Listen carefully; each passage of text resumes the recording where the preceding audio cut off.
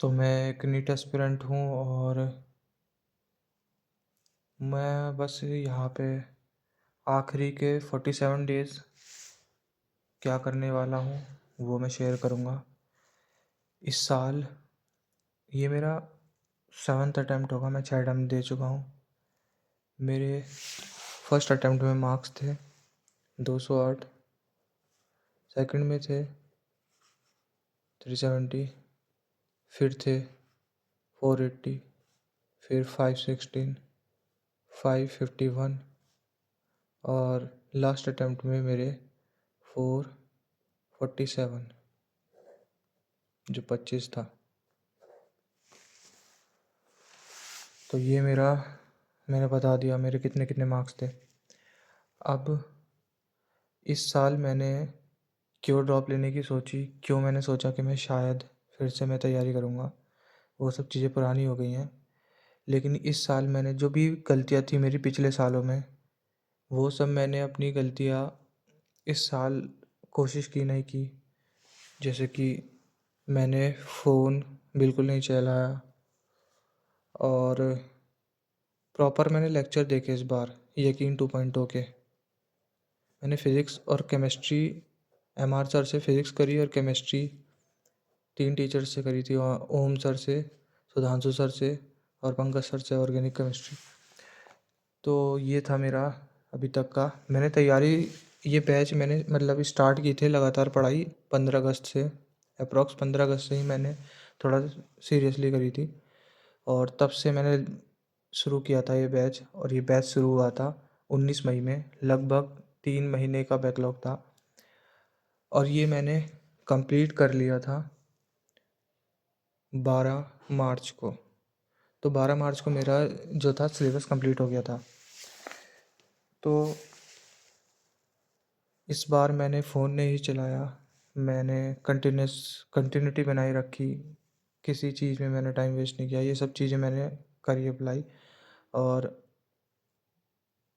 असल में सैक्रिफाइस जो होता है वो मैंने इस साल कोशिश किया करने का कि घर से बाहर भी नहीं निकलना। और सिर्फ नहीं निकलने से नहीं होता, पढ़ना भी उस टाइम में। तो ये सब चीज़ें करने की कोशिश करी। तो मेरा खैर अब 12 तारीख को कंप्लीट हो गया था टोटल कोर्स। बायो मैंने नहीं करी थी। यकीन से मैंने 5 चैप्टर्स किए थे बायो से, लेकिन मेरे को इतना कंटेंट नहीं लग रहा था क्योंकि एनसीईआरटी से डायरेक्ट क्वेश्चन उठता है। बायो फिज़िक्स और केमिस्ट्री से काफ़ी अलग है नीट के लिए अगर देखोगे तो। इसमें डायरेक्ट उठता है बायो में क्वेश्चन। तो अगर बायो में मार्क्स बढ़ाने हैं तो सीधे एनसीईआरटी ही पढ़नी है। और मेरी ठीक ठाक है। मैंने लेक्चर्स जब मैंने बायो के किए थे तो बायोमेंटर्स से किए थे और उन्होंने बहुत इन डेप्थ पढ़ाया था। उसके बाद में फिर मेरे कंटिन्यूसली बायो में तो अच्छे ही मार्क्स आए हैं 320s में। लास्ट ईयर थोड़े ड्रॉप हुए क्योंकि पेपर टफ आया था और बायो भी अच्छी खासी टफ आई थी लास्ट ईयर में, क्योंकि फिज़िक्स बहुत टफ ज़्यादा आ गई थी। इस वजह से बायो पे ध्यान नहीं जा रहा था लोगों का। लेकिन बायो अगर फिज़िक्स टफ नहीं आती तो हर जगह यही बात होती कि बायो बहुत टफ आई है। तो अब ये था मेरा, अब तक मैंने क्या क्या किया। मैंने जो भी था मैं अपना ऑलमोस्ट 100% दिया मैंने इस साल। अगर मैं पिछले सालों का कंपैरिजन करूं तो मैंने पिछले सालों में 30 से 40% दिया होगा अपना, पिछले 3 अटेम्प्ट में खासकर। और अगर मैं उससे पिछले अटेम्प्ट में 2022 के अटेम्प्ट की बात करूं तो 2022 से पहले वाले अटेम्प्ट में मैंने इस अटेम्प्ट में लगभग 50% दिया होगा।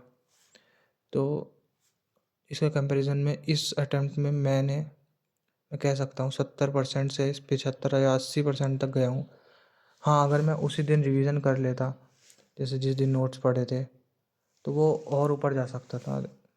लेकिन मैं ये कह सकता हूँ कि इस बार सर ने कंटेंट भी काफ़ी तगड़ा दिया है। 2 घंटे के लेक्चर्स होते थे पहले, अब 2.5 घंटे के लेक्चर्स, ऊपर से संघर्ष असाइनमेंट, ये सब चीज़ें काफ़ी अडप करी हैं। तो अब टाइम है रिवीजन का। मैंने रिवीजन स्टार्ट कर दिया था 13 मार्च से मैंने रिवीजन शुरू किया था। और मैंने 1D का रिवीजन कर लिया, मैंने 2D का रिवीजन कर लिया। मैं फुल नोट्स पे जा रहा हूँ रिवीजन करने। पहले मेरे दिमाग में आया था कि मैं रिवीजन लेक्चर कर लूँ। लेकिन फिर मैंने सोचा कि जब पूरे साल मैंने पढ़ाई करी है अच्छे से, सर के सारे लेक्चर्स अटेंड करे हैं, तो जो चीज़ मैंने पढ़ रखी है मैं उसको ही पढ़ लेता हूँ, क्योंकि वरना फिर बाद में क्या होता है कि बाद में एक फ़ियर होता है कि यार मैंने अपने नोट्स तो गो थ्रू नहीं करे, जिसमें सर ने इतने डिटेल्ड तरीके से पढ़ाया है। चाहे कितना भी सर छोटा करके पढ़ा दें, कितना भी मतलब 5-6 घंटे में पढ़ा दें, अगर किसी चीज़ को तुमने 50 घंटे दिए हैं, तो उसे 5-6 घंटे में वो हर एक केस, उसमें टॉपिक, क्वेश्चन, प्रैक्टिस सब कुछ ऐड नहीं हो सकता। तो ये है, ख़ैर पता नहीं ये स्ट्रैटेजी मेरी सही है नहीं है, लेकिन मुझे लगता है कि एक बार तो नोट्स पढ़ने ज़रूरी हैं, चाहे फ़िज़िक्स के हों या केमिस्ट्री के हों। तो मैंने अभी फ़िज़िक्स में 1D के नोट्स पढ़ लिए हैं, 2D के पढ़ लिए हैं, COM मैंने आज कर लिया है, और इससे पहले मैंने यूनिट्स कर लिया था, वेक्टर्स कर लिया था रिवीजन। बेसिक्स मैंने किया नहीं था इसका, बेसिक मैथ का, क्योंकि मैंने बहुत पहले से कर रखा है बेसिक मैथ। तो ये सारे चैप्टर मैंने रिवाइज़ कर लिए हैं, और एक ग्रेविटेशन भी कर रखा है रिवाइज़, और कुछ चैप्टर थोड़े थोड़े रिवाइज़ कर रखे हैं। तो अब मेरा ये था कि मैं कंटिन्यूअसली एक एक करके सारे सीक्वेंस में रिवाइज़ करूँगा, लेकिन फिर मैंने सोचा मैं पहले कर लेता हूँ जो मोस्ट इम्पोर्टेंट है, जैसे कि थर्मोडायनेमिक्स हो गया, या फिर वेव्स, SHM, इस टाइप के चैप्टर्स हो गए, या ऑप्टिक्स वगैरह।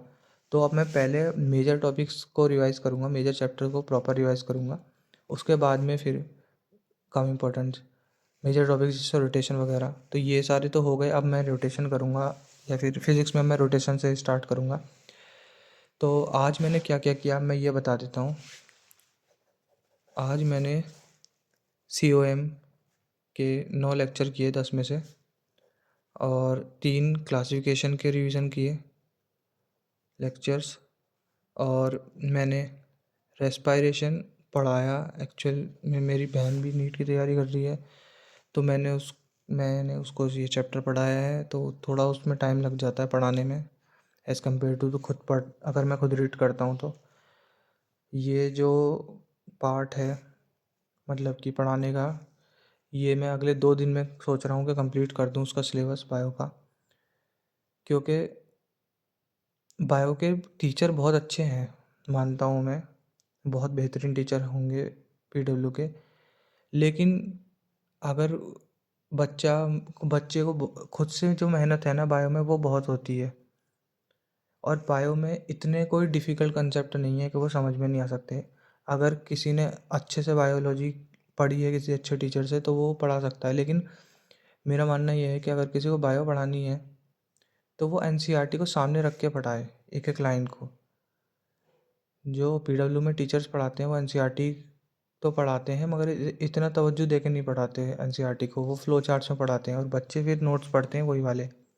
लेकिन अगर पेपर अच्छा आ जाता है जैसे पिछले साल का, तो उसमें लाइन्स सीधे उठ के आती हैं, और वो लाइन्स कॉम्प्लिकेटेड टेढ़ी मेढ़ी होती हैं, जो सिंपल लैंग्वेज में नहीं होती। तो इसलिए बायो अगर पढ़नी है तो NCERT से डायरेक्ट पढ़ नहीं, मतलब अगर किसी ऐसे बंदे से पढ़ रहे हो जिसने अच्छे से लेक्चर्स पढ़ रखे हैं, वो पढ़ा रहा है तो ठीक है, वरना तो फिर टीचर बेस्ट है। अगर तुम्हारे पास कोई नहीं है तो खुद से मत पढ़ो, सीधे NCERT समझ नहीं आएगी। तो आज मैंने ये करा। आज थी 15 मार्च, आज 13, 14, 15 थर्ड डे था रिवीजन का। अब मेरा 16th में है टारगेट, मेरे को टेस्ट देना है, एनालिसिस भी करना है हाथों हाथ, और थोड़ा बहुत रिवीजन करूँगा टेस्ट का। रिवीजन मतलब टेस्ट देना, इसमें मेजॉरिटी में टेस्ट अभी ये इसलिए दे रहा हूँ ताकि मैं टेस्ट की वापस आदत पड़े, और टेस्ट अटेम्प्टिंग स्ट्रेटजी वापस मैं अपनी जो है सही कर सकूँ। और मेरे कल का है कि मैं 4 चैप्टर मेरे को पढ़ाने हैं, और क्लासिफिकेशन एंड करना है। ये क्लासिफिकेशन में 4th लेक्चर से लेके 12th लेक्चर तक है। ये टारगेट है, देखते हैं हो पाता नहीं हो पाता। और मेरा टारगेट मेन ये है कि मैं मार्च से पहले पहले रिवीजन करना चाहता हूँ कंप्लीट। यही है आज की वीडियो में। अब मैं कोशिश करूँगा कि डेली अपडेट दूँ।